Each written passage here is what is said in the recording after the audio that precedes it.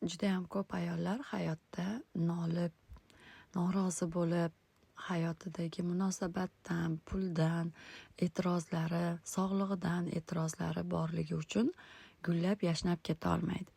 Nima uchun deyilsa, chunki ruhimiz och bo'ladi. Biz tanaga yillar davomida har xil narsalarni olib yedirganmiz. Hozir ham yedirib kelyapmiz. Lekin ruhimizga nima beryapmiz? Kun davomida 20 betvaroq kitob o'qiyapmizmi? Yoki kun davomida ruhimiz yanayam tetik bo'lishi uchun ruhimizni o'stiruvchi ilm olyapmizmi? Mana shu savol bizni o'stirib yuboradi.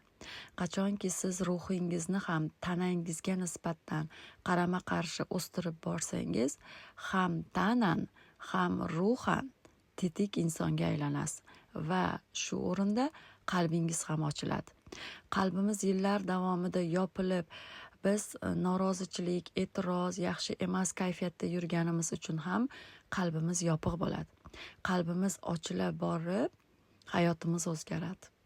Hayoti o'zgarishni istagan ayollar, biling, ruhingiz och. Tanangiz to'q, ruhingiz och, qalbingiz esa yopiq.